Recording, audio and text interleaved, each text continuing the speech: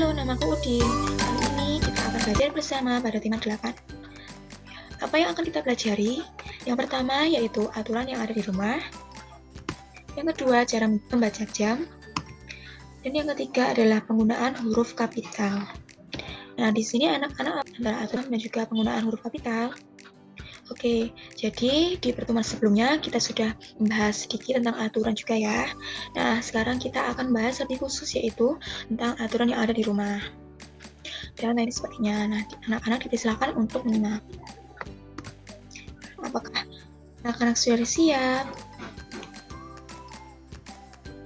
Nah, di sini ada gambar yaitu beberapa gambar ya, ada 4 gambar, 1, 2, 3, dan 4. Di sini amati gambar di bawah dengan teliti. Di sini ada juga bacaan, yaitu Udin anak yang patuh pada aturan. Ia selalu mematuhi aturan di setiap tempat. Udin selalu mematuhi aturan di rumah. Ia juga selalu mematuhi aturan di perjalanan. Nah, di sini ada 4 gambar ya. Nih, kita lihat pada gambar pertama yang ada di sebelah pojok kiri atas. Nah, di sini Udin sedang apa? Udin sedang membantu ibu dan juga kakak perempuannya untuk memasak. Nah, di sini ibu dan kakaknya sedang memotong apa itu? Sedang memotong jagung. Nah, di sini kakak dan ibunya memotong dengan pisau ya. Nah, di sini terlihat Udin sedang bantu mengupas kulit jagungnya. Jadi di sini Udin tidak memegang pisaunya. Di sini Udin yaitu mematuhi aturan di rumah, yaitu dengan menjaga keselamatan dengan tidak memegang barang-barang yang berbahaya, yaitu benda yang lancip seperti pisau ini yang dipegang oleh ibu dan juga kakaknya. Kemudian kita berpindah ke yang sebelah kanannya. Nah, di sini ada apa ini? Ini Udin sedang menutup pintu. Karena dia akan bermain atau akan berpergian bersama teman-temannya. Nah, di sini Udin terlihat menutup pintu dan juga sepertinya Udin sedang mengancing pintunya tersebut.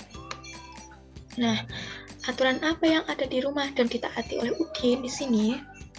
Nah, Udin ini menjaga keamanan di rumahnya, yaitu dengan cara menutup pintu dan juga mengancing pintunya agar orang lain atau orang asing tidak dapat masuk ke dalam rumahnya.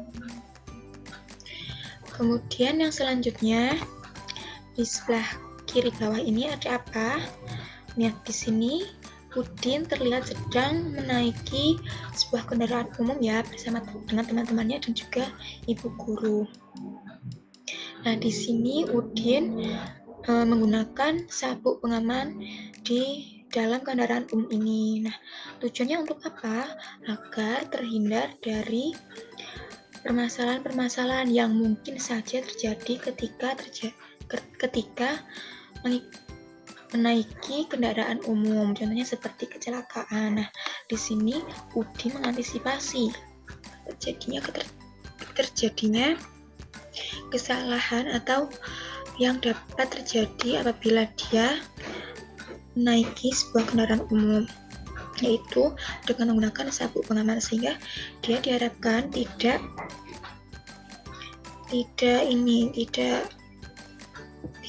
gampang terjatuh dari tempatnya juga.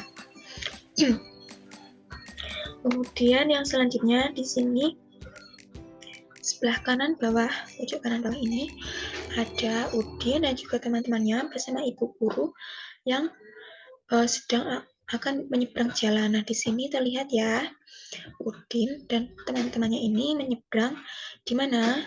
Di zebra cross.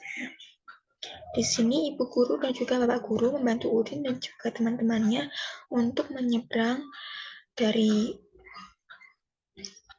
tepi jalan menuju ke tepi jalan yang sebelahnya. Jadi Udin dan teman-temannya ini menyeberangnya lewat apa? Lewat zebra cross. Nah, di sini di zebra cross ini diperuntukkan untuk para pejalan kaki untuk menyeberang jalan ketika mereka sedang di jalan raya. Nah, di sini Udin telah dan juga teman-temannya telah menaati aturan yang ada di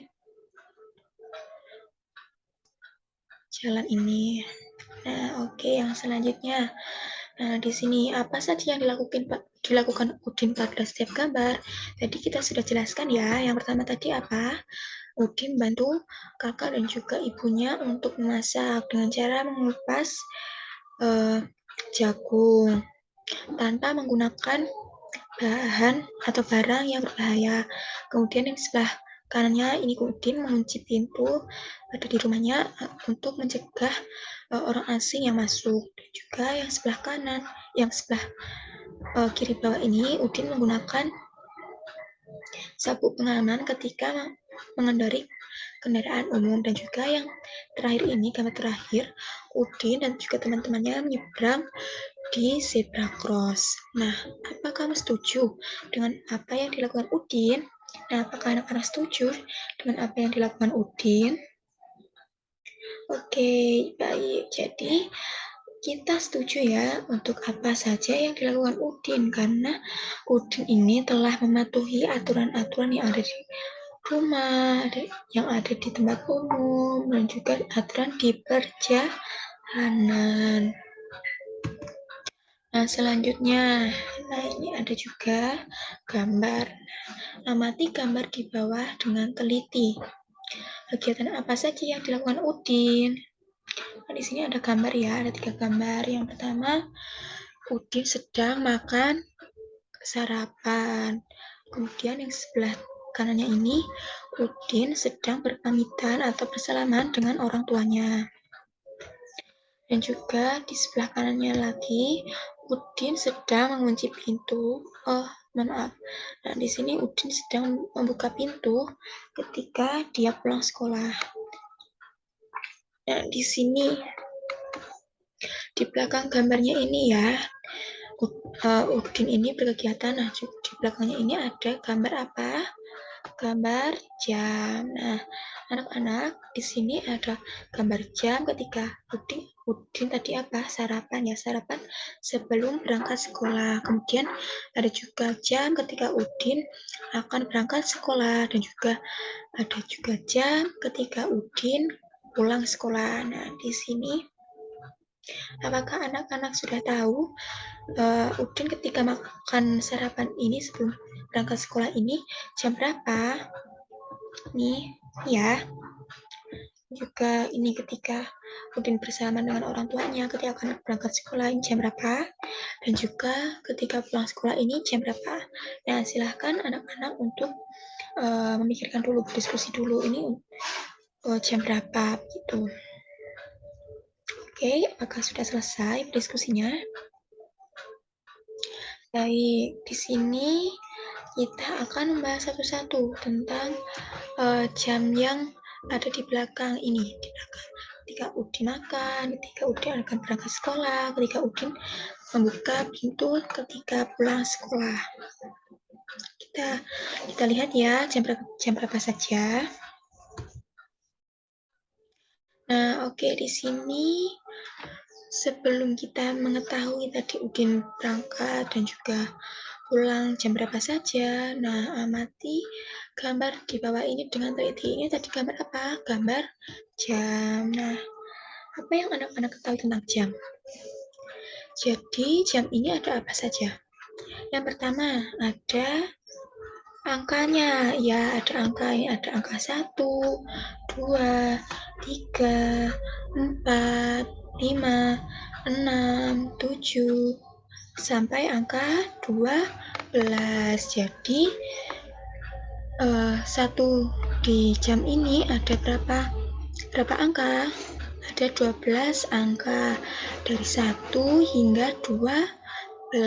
Ya, betul sekali. Anak-anak ini sudah tahu kan angka 1 hingga 12? Kita di kelas 1 bahkan di TK sudah belajar tentang angka. Nah, ini angka 1 hingga 12 ada angka, ya kan? Yang pertama di jam itu ada angka, yang kedua ada apa?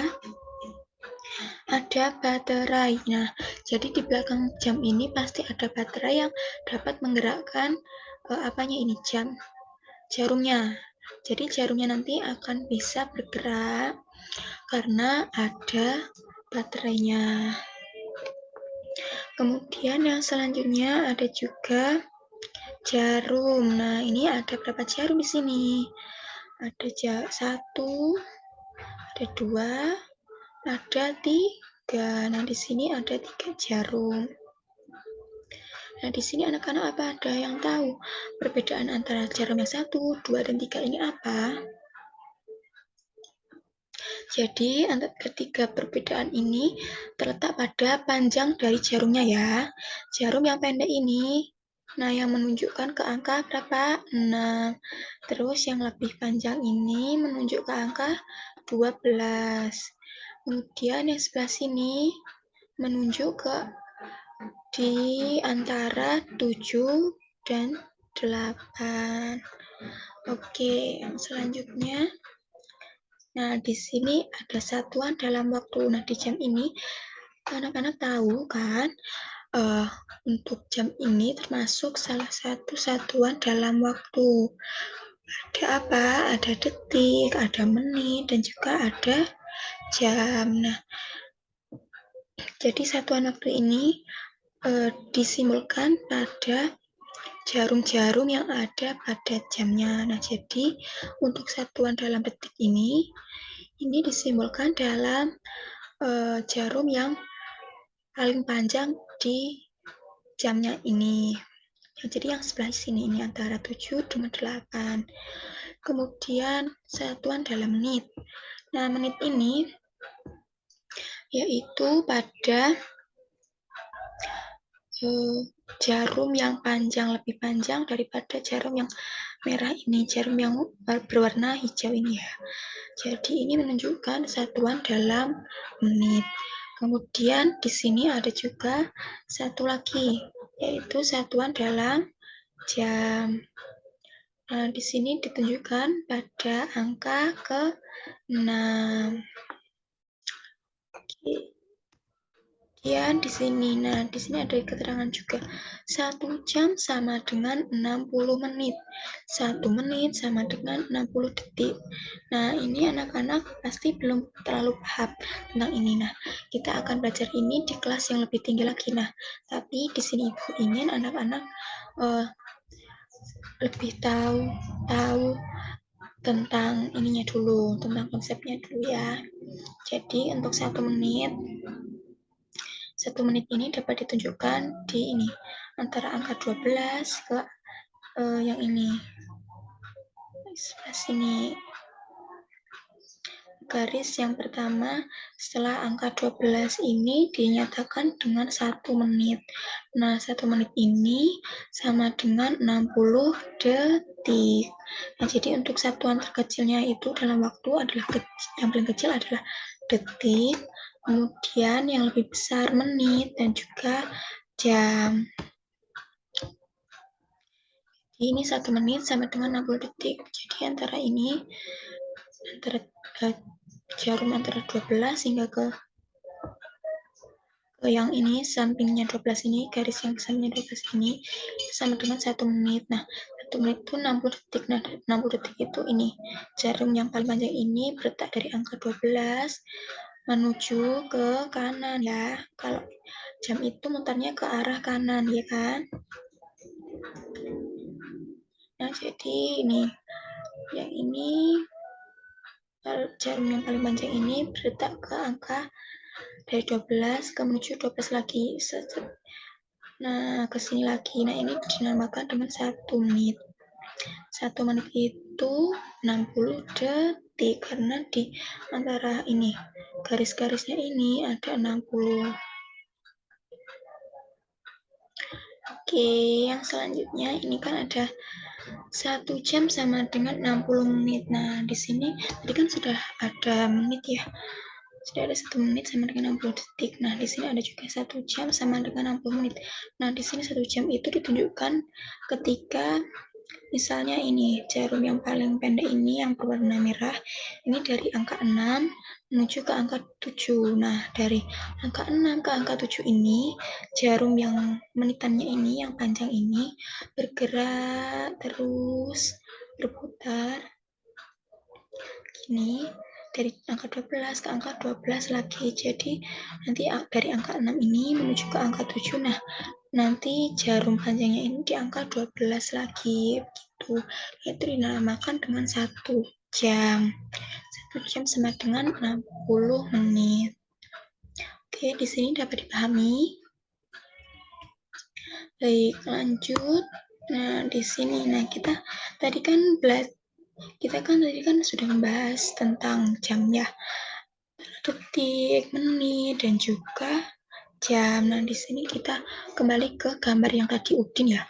Tadi Udin ketika dia izin berangkat sekolah pada orang tuanya, dan juga ketika Udin pulang sekolah. Nah, ini kita akan mengetahui jam berapa saja sih. Nah, di sini di yang ketika Udin makan ini ya, makan sarapan ini. Nah, di sini menunjukkan, nah ini ya, sama dengan ini. Ini menunjukkan jarum panjangnya ke angka, mohon maaf, ini maksud ibu yang jarum pendeknya ke angka 6 dan juga jarum panjangnya ke angka 12. Nah, di sini ada keterangannya juga.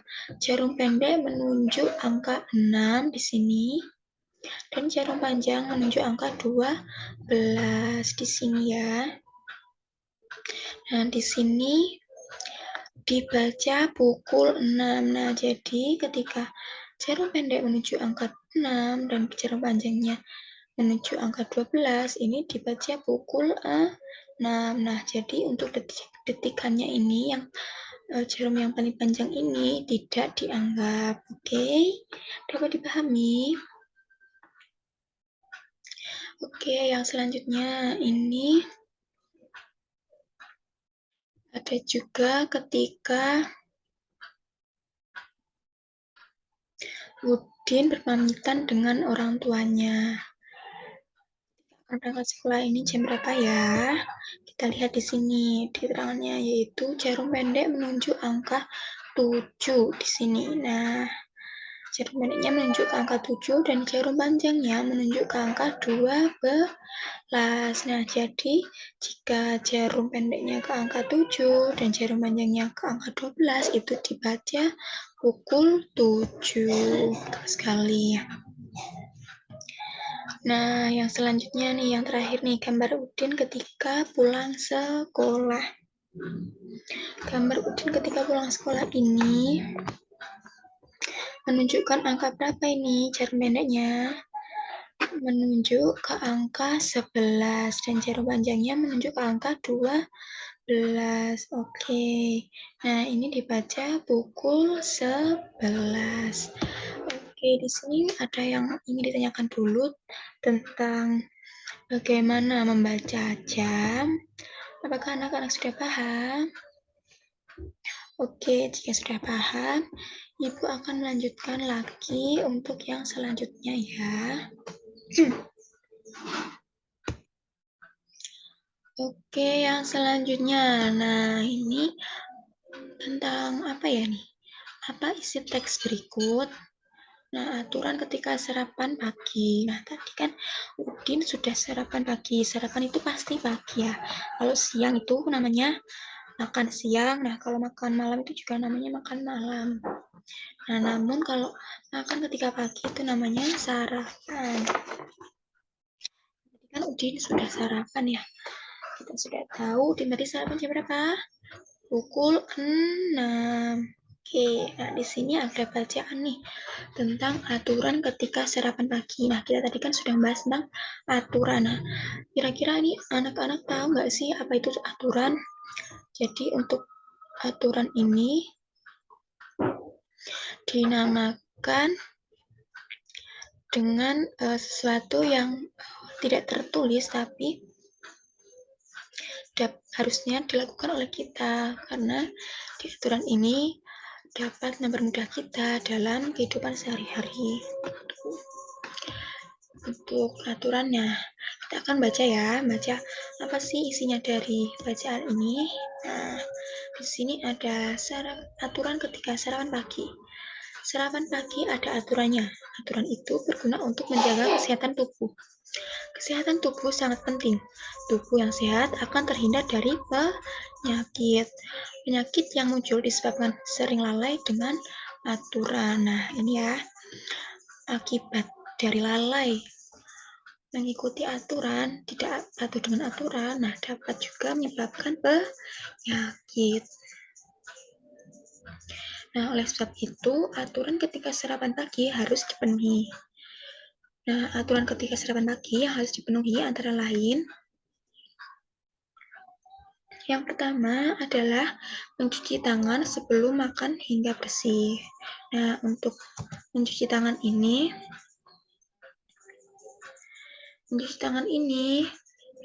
dapat menggunakan sabun ya, agar lebih bersih.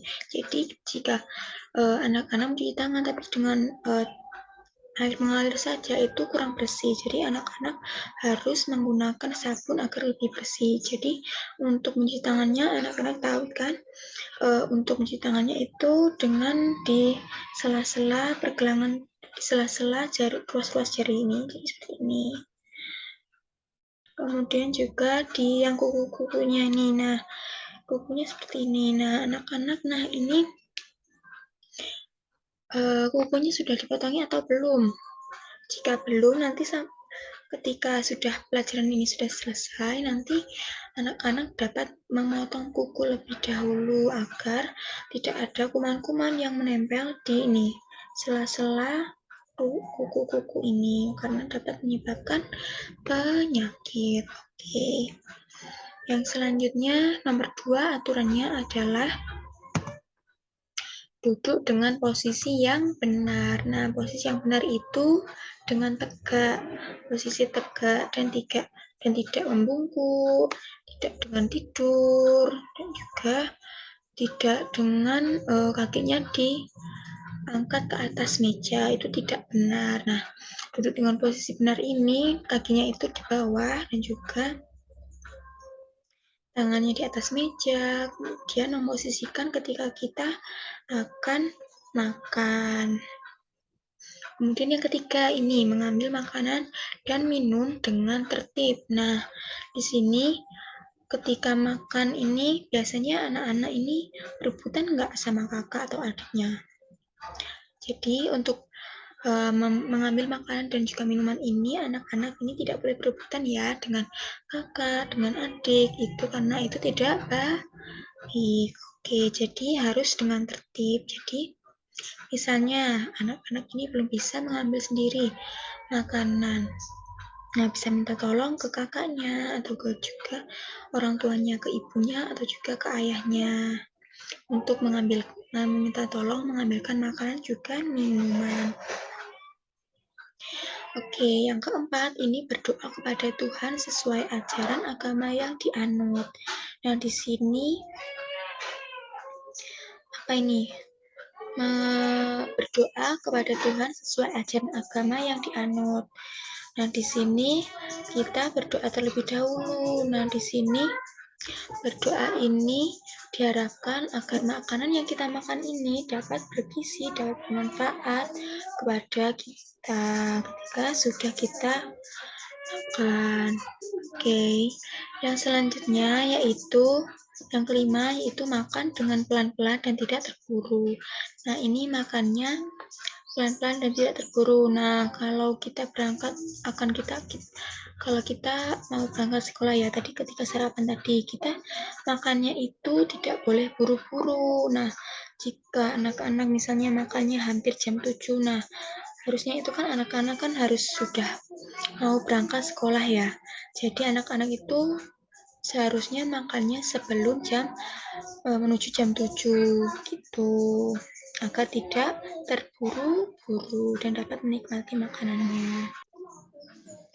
Oke, yang keenam ini adalah tidak berbicara ketika makan. Nah, ketika makan ini di tenggorokan kita ini ada dua saluran. Nah, saluran yang pertama itu menuju ke lambung kita, ke saluran pencernaan kita. Nah, sedangkan yang kedua itu ada saluran menuju ke pernafasan atau ke paru-paru kita. Nah, apabila kita makan, maaf, kita makan dan juga kita berbicara. Nah, kita nanti makannya itu bisa masuk ke saluran yang mengarah ke paru-paru, sehingga ketika mengarah ke paru-paru ini menyebabkan kita bisa tersedak. Nah, jika anak-anak itu tersedak ketika makan, itu penyebabnya adalah ketika makan ini sambil berbicara. Kemudian yang ketujuh ada juga, yang tadi yang keenam ya. Jadi untuk makan itu kita tidak boleh sambil berbicara. Kemudian yang ketujuh ini, setelah makan kita mencuci tangan hingga bersih. Nah, mencuci tangan ini agar tangan kita tidak kotor ketika akan berangkat sekolah, ketika akan melakukan aktivitas yang lain. Nah, mencuci tangan yang ini dengan menggunakan sabun lagi seperti yang kita akan makan tadi ya. Kemudian yang kedelapan ini adalah setelah makan kita berdoa kepada Tuhan sesuai ajaran agamanya yang dianutnya. Nah, untuk berdoa ini kita bersyukur karena kita sudah makan, karena kita diberi kesempatan untuk makan, mendapatkan makanan. Karena mungkin banyak di luar sana yang tidak mendapatkan makanan sehingga tidak bisa sarapan, tidak bisa makan. Karena itu kita apabila sudah makan, sudah mendapatkan makanan, kita harusnya bersyukur dengan berdoa kepada Tuhan. Oke. Nah, di sini kita kembali ke pertanyaan yang atasnya ini ya. Tadi apa ini? Apa isi teks berikut? Nah, apa isi teksnya yang tadi kita telah bacakan tadi? Nah, isi teksnya yaitu tentang aturan ketika sarapan pagi. Nah, aturannya ini ada 8 dari mencuci tangan, kemudian duduk, posisi duduk, dan juga berdoa. Oke. Selanjutnya, nah di sini ketika anak-anak tadi membaca bersama ibu, di sini anak-anak memperhatikan tidak ada berapa kata yang pada kata tersebut huruf depannya ini diberi huruf yang besar atau huruf kapital. Nah, di sini contohnya pada nomor 4 ini, yaitu berdoa kepada Tuhan sesuai ajaran agama yang dianut. Nah, di sini coba anak-anak cermati tulisan ini. Adakah tulisan yang kalimatnya ini ditulis dengan huruf kapital pada huruf pertamanya? Pada tulisan apa? Pada tulisan Tuhan ini ya. Nah, di sini juga nomor 8 ini. Setelah makan, berdoa kepada Tuhan sesuai ajaran agama yang dianut. Nah, ini penulisan kata Tuhan ini ditulis dengan huruf kapital pada awal katanya ya, yaitu dengan huruf kapital pada huruf apa? Huruf T. Nah, anak-anak ini sudah tahu belum huruf kapital atau huruf besar ini digunakan pada saat apa saja? Jika belum, nah kita nanti akan belajar tentang huruf kapital juga. Nah, selanjutnya kita akan bahas tentang, ini kata Tuhan ini. Huruf kapital juga dipakai sebagai huruf pertama kata ganti Tuhan. Kata ganti Tuhan yang sering digunakan misalnya, yang pertama yaitu Yang Maha Esa, yang kedua Yang Maha Kuasa, yang ketiga Yang Maha Besar, yang keempat Yang Maha Pengasih, yang kelima Yang Maha Penyayang, dan lain sebagainya. Nah, ini nanti untuk contohnya kita akan lihat di slide selanjutnya. Oke. Nah, ini contoh tadi, contoh penggunaan huruf kapital pada kata ganti Tuhan. Di sini ada beberapa contoh. Yang pertama ini tadi apa ya? Tuhan yang Maha Esa ya.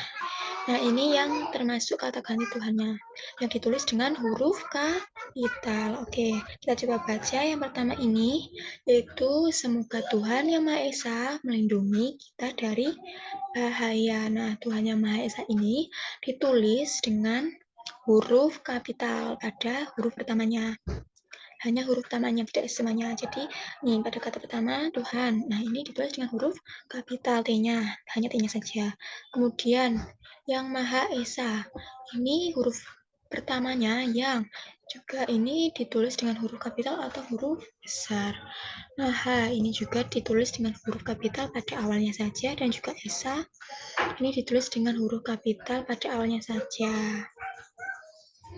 Kemudian yang contoh yang kedua yaitu Tuhan yang Maha Kuasa selalu bersama kita. Nah, ini penulisan dari huruf kapitalnya juga ditulis pada awal kata ya, awal kata Tuhan, awal kata awal kata Maha Kuasa. Kemudian yang ketiga, ini Tuhan yang Maha Pengasih, yaitu Tuhan yang Maha Pengasih telah mencukupi segala kebutuhan kita. Nah, penulisan huruf kapitalnya pada kata ganti Tuhan yang Maha Pengasih. Nah, ini ditulis dengan huruf kapital yang pada kata pertamanya saja atau huruf pertamanya saja. Selanjutnya yaitu yang keempat, kita harus yakin terhadap pengorbanan Tuhan yang Maha Besar. Mohon maaf, Ibu akan mengucapkannya lagi, yaitu kita harus yakin terhadap pertolongan Tuhan yang Maha Besar. Nah, ini tulisan yang Tuhan yang Maha Besar ini termasuk kata ganti dari Tuhan. Nah, ini ditulis dengan huruf kapital juga pada pada kata yang pertama. Kemudian yang selanjutnya adalah mari berdoa kepada Tuhan yang Maha Penyayang agar diberi kebahagiaan. Nah, jadi di sini ditulis kata ganti Tuhannya juga ditulis dengan huruf kapital atau huruf besar pada awal katanya saja, yaitu Tuhan yang Maha Penyayang. Oke.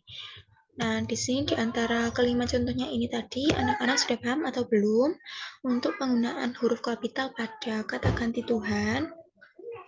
Oke, sudah paham? Oke, jika sudah paham, kita akan lanjut pada pembahasan kita selanjutnya. Oke. Nah, di sini tadi kan kita sudah tahu ya, salah satu penggunaan huruf kapitalnya pada kata ganti Tuhan. Nah, sebenarnya ini ada banyak sekali penggunaan huruf kapital yang benar dalam kalimat sesuai ejaan bahasa Indonesia atau EPI. Nah, di sini Ibu akan menjelaskan sedikit mengenai apa saja sih penggunaan huruf kapitalnya dan juga contohnya. Nah, di sini yang pertama adalah huruf kapital dipakai sebagai huruf pertama awal kalimat. Nah, di sini huruf kapitalnya pada ini kata dia. Dianya ini D-nya ditulis dengan huruf kapital. Dia membaca buku. Nah, dianya ini ditulis dengan huruf kapital hanya huruf D-nya saja. Kemudian yang selanjutnya adalah huruf kapital dipakai sebagai huruf pertama unsur nama orang termasuk julukan. Contohnya, nah ini nama orang ya, contohnya adalah Joko Widodo. Nah, ini kan termasuk nama orang. Nah, jadi kata yang ada pada nama ini ditulis dengan huruf kapital pada huruf pertamanya saja, yaitu J dengan W. Yang selanjutnya adalah huruf kapital dipakai pada awal kalimat dalam petikan langsung.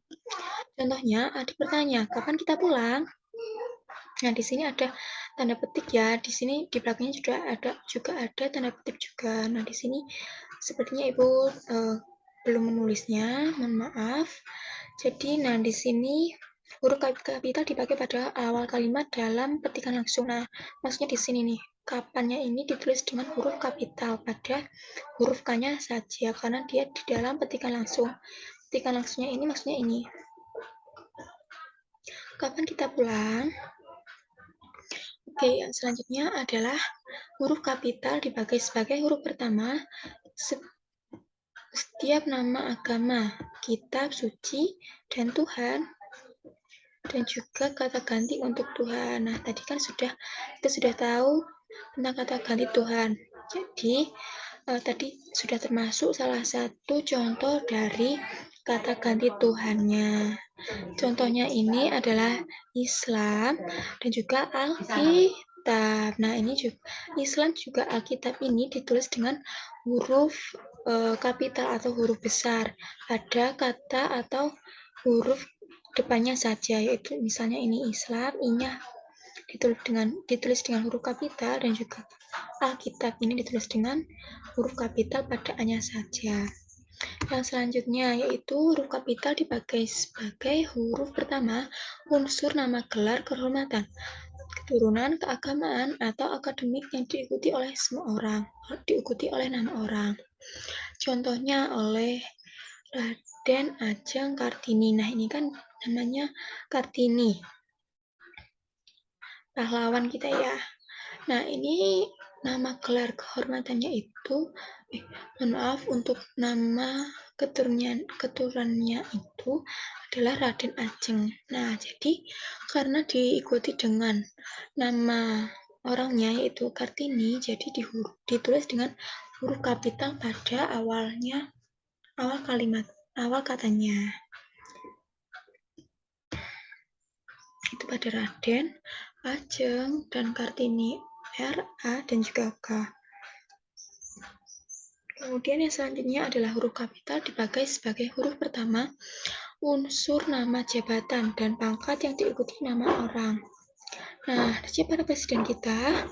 Presiden kita yaitu Presiden Joko Widodo. Nah, di sini ditulis ya, nama jabatannya yaitu presiden, nama pangkatnya. Nama jabatannya yaitu presiden. Karena diikuti oleh nama orang yaitu Joko Widodo, maka ditulis dengan huruf kapital pada setiap katanya, yaitu P, J, dan juga W. Selanjutnya yaitu huruf kapital dipakai sebagai huruf pertama nama bangsa, nama suku bangsa, dan juga bahasa. Contohnya bahasa Indonesia. Nah, ini penulisan bahasanya ini tidak ditulis dengan huruf kapital, tapi hanya Indonesianya saja. Untuk Indonesianya ini karena dia termasuk dengan nama bahasanya yaitu ditulis dengan huruf kapital pada I-nya saja.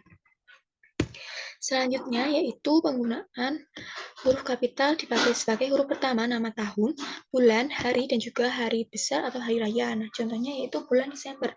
Penulisan bulannya ini tidak ditulis dengan huruf kapital, tapi hanya Desembernya saja. Pada kata Desembernya ini ditulis dengan huruf kapital pada D-nya saja.